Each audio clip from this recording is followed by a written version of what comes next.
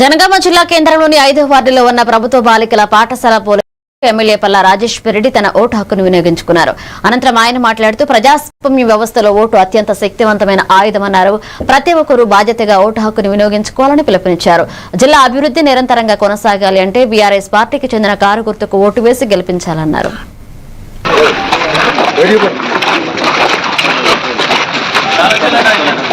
మన ఓటు హక్కు పవిత్రమైనది, చాలా పవర్ఫుల్ కూడా.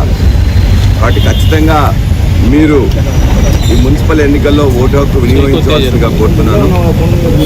మన జనగామ జిల్లా రక్షించబడాలంటే, జనగామ జిల్లా అదేవిధంగా పట్టణాభివృద్ధి జరగాలంటే, జనగామ సుందరంగా మారాలంటే ఖచ్చితంగా కారు గుర్తు మీద ఓటేసి బీఆర్ఎస్ పార్టీ అభ్యర్థిని గెలిపించాల్సిందిగా మీ ద్వారా జనగామ పట్టణ ప్రజలను కోరుతున్నారు. ఎన్ని సీట్లు